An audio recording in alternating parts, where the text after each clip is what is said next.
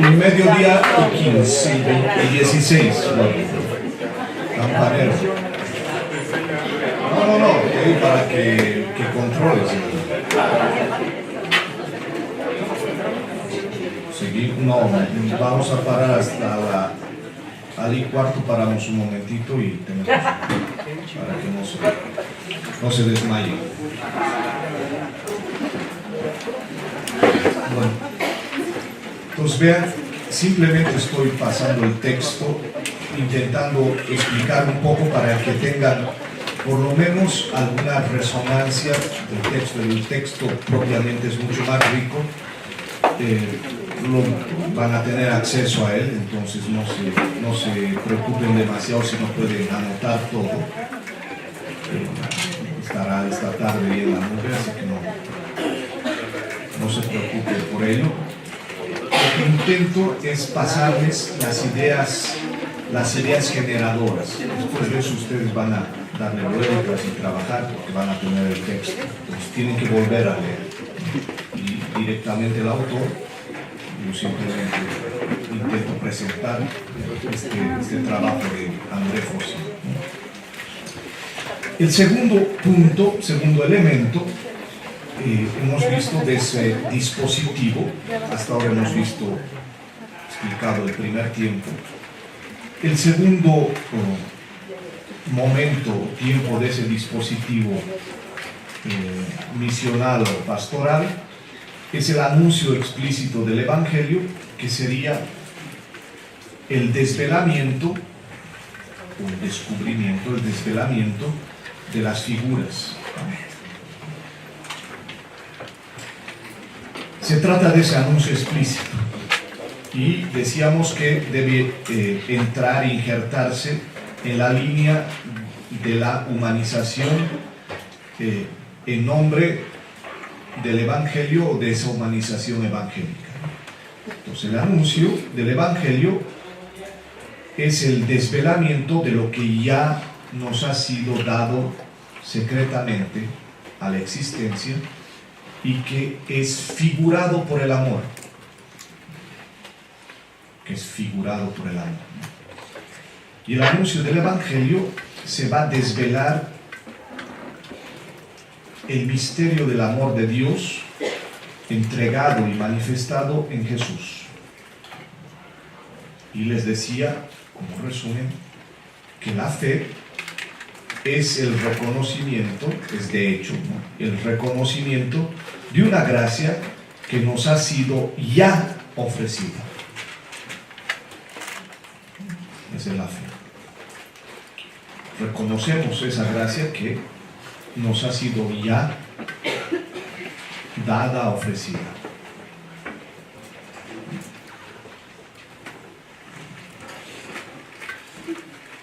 Aquí hay un concepto que en este segundo paso del anuncio explícito del Evangelio y esa pastoral del desvelamiento de las figuras aparece, que va a ser fundamental. Es el concepto importantísimo de primer anuncio. El primer anuncio. Tenemos que entender lo que es el primer anuncio. Siempre hay un primer anuncio. Entonces vamos a entender eso. ¿Qué significa el primer anuncio? ¿Qué es el primer anuncio? ¿Dónde se hace el primer anuncio? ¿Cuándo se hace el primer anuncio? ¿Para quién el primer anuncio? ¿Para qué ese primer anuncio? ¿Por qué ese primer anuncio? ¿Cómo ese primer anuncio? ¿De qué ese primer anuncio? ¿Por quién ese primer anuncio? ¿Dónde el primer anuncio? ¿Cuándo? Vale. Cada una de esas preguntas en relación al primer anuncio sería como ver el movimiento de este segundo momento, de este segundo tiempo del dispositivo, ¿no?, que sería el primer anuncio. ¿Por qué hablar del primer anuncio? Es la pregunta. ¿Por qué hablamos del primer anuncio? Este concepto apareció por la primera vez así dentro de la práctica contemporánea. El primer anuncio fue usado en un texto de los obispos franceses, un texto de la Conferencia Episcopal Francesa, y que produjeron un texto nacional para la orientación de la catequesis en Francia. Y en este texto, que se puede encontrar en el internet, está traducido, que es excelente ese texto, un esfuerzo remarcable, buenísimo de parte de los obispos. Conviene leerlo si alguna vez tienen. Se llama Texto Nacional para la Orientación de la Catequesis en Francia. Hay traducciones por ahí en el internet que puedan buscar. Texto Nacional para la Orientación de la Catequesis en Francia. Entonces, en ese texto de los obispos aparece la expresión primer anuncio. Y tenía el sentido de decir, bueno, en ese tiempo que es el nuestro, diferente del tiempo de la cristiandad, donde pues era evidente que todo el mundo creyera, este nuevo tiempo, y especialmente en el contexto francés, de proceso de secularización, de mucha increencia, etcétera, etcétera, ¿no? Con muchos desafíos de ese tipo, donde ya la fe no circula culturalmente. Hay necesidad de volver a ese primer anuncio.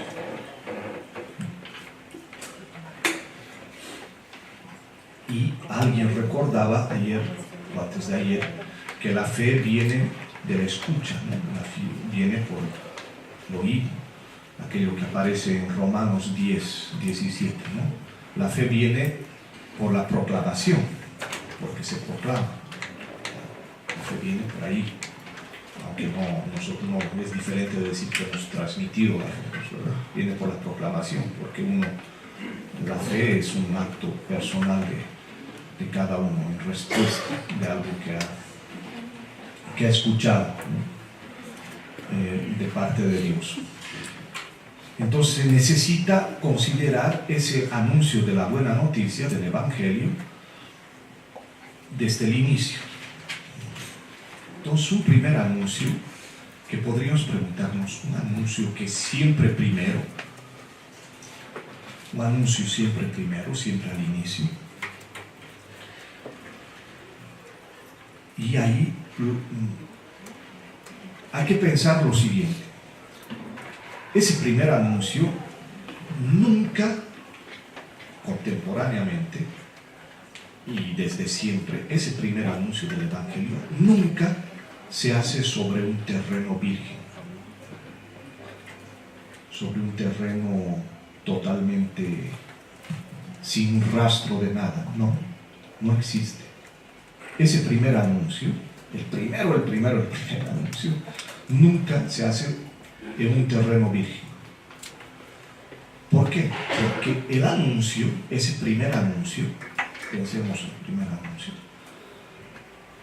siempre existen representaciones de Dios o representaciones de la fe o de la vida cristiana, y querramos o no querramos, en la sociedad siempre hay representaciones más o menos desarrolladas o menos adecuadas de la fe cristiana. Eso lo hemos visto el primer día, en el primer momento, no el primer día, hace 2 días, sobre esos obstáculos, esas representaciones que están ahí.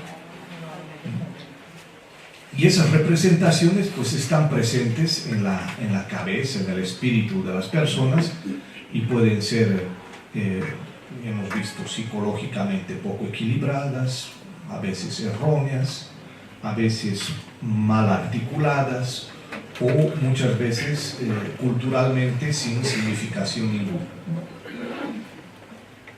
Ese primer anuncio entonces se hace en un terreno que ya está habitado por representaciones anteriores, y siempre se corre el riesgo de que ese anuncio sea comprendido e interpretado a la luz de esas representaciones que ya están presentes ahí.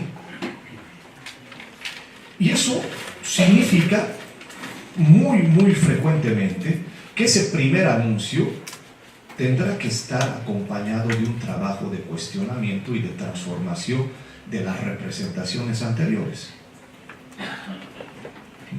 Y normalmente esas representaciones están profundamente incrustadas en las cabecitas de las personas, en nuestras cabecitas.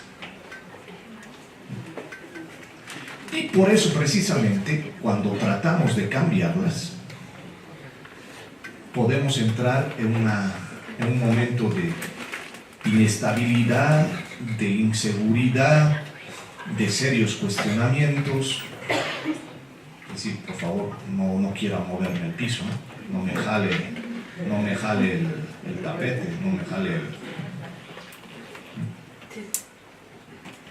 Entonces, momentos que nunca son fáciles y que suponen un gran desgaste, un gran esfuerzo y sobre todo requieren un acompañamiento.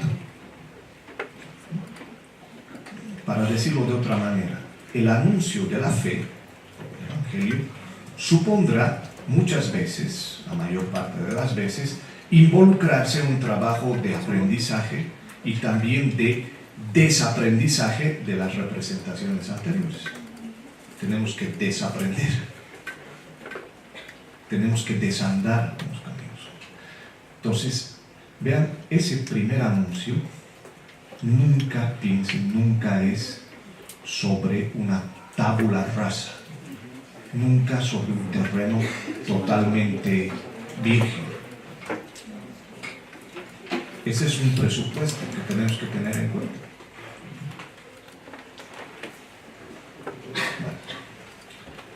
Como el primer anuncio, el que vemos en los evangelios, por Jesús tampoco era sobre el terreno virgen.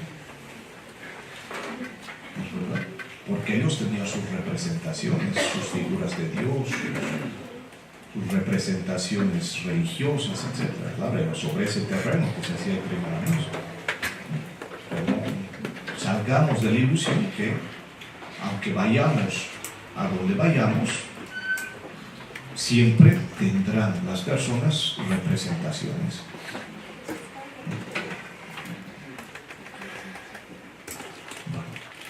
Entonces, la primera pregunta, ese primer anuncio, ¿para quién?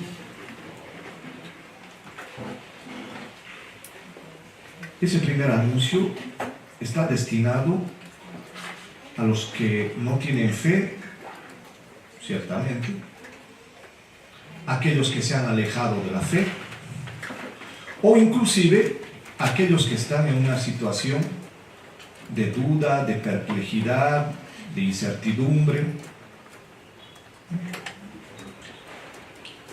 ya sea que estén alejados de la fe o duden. Eso no significa que estén alejados de Dios.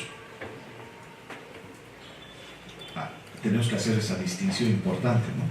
Que se hayan alejado de la fe o que tengan dudas no significa que estén alejados de Dios. Queda claro que no.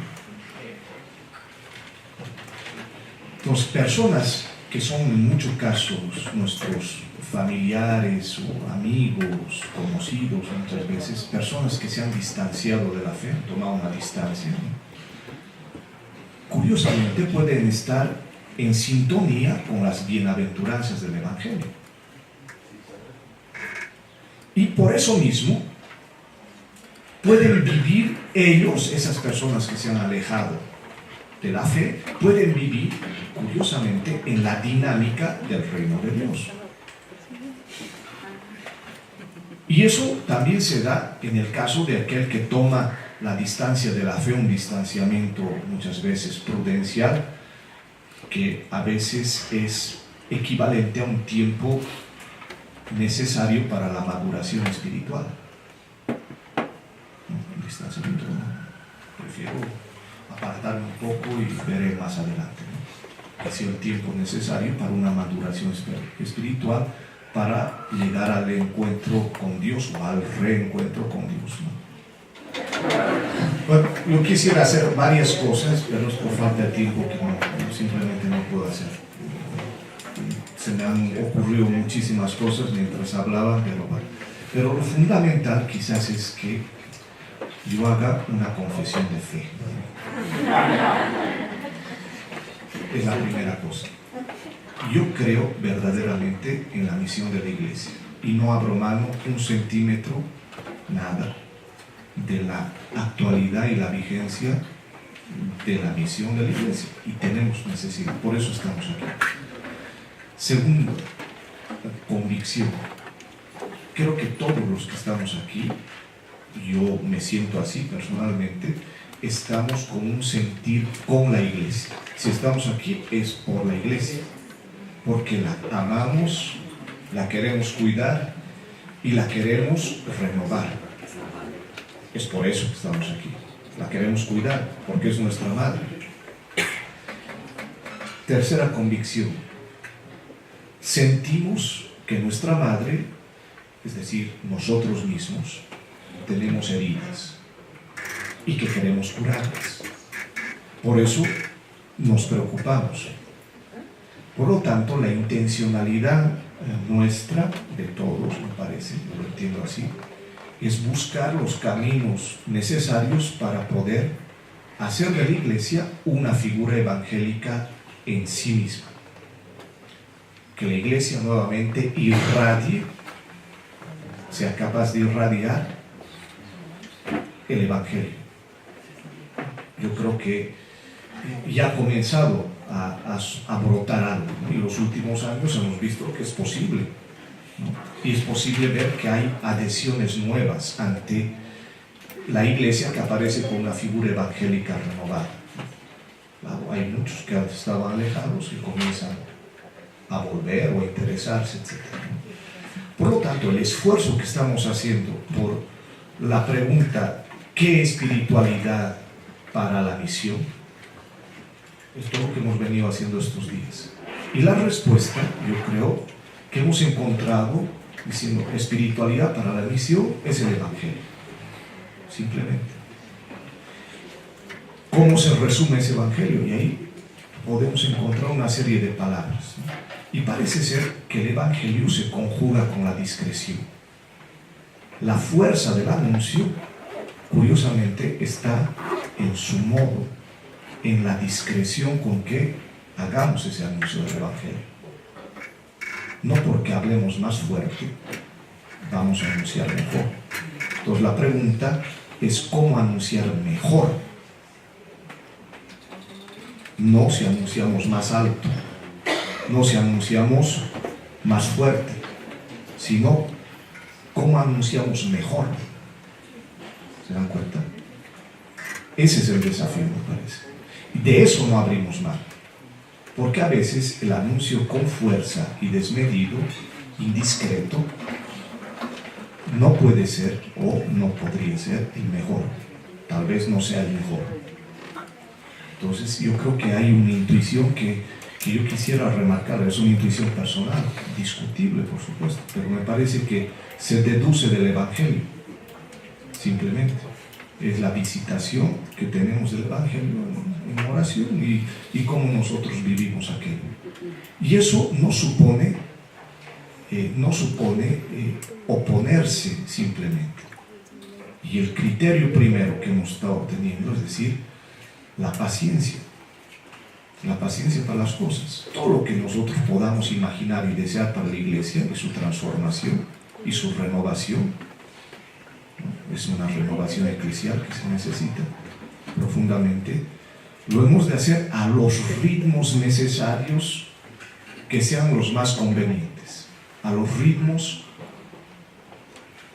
al compás, al diapasón de nuestro camino. No podemos forzar las cosas, no podemos simplemente cambiar de la noche a la mañana, sino que hemos de aceptar la limitación de nuestros caminos humanos. Y en la misma transformación y renovación de la iglesia nos es pedido paciencia. No podemos cambiar las cosas. Entonces no se trata de simplemente alterar, revertir como si fuera una tortilla, un modelo por el otro. Eso es poco probable, poco razonable.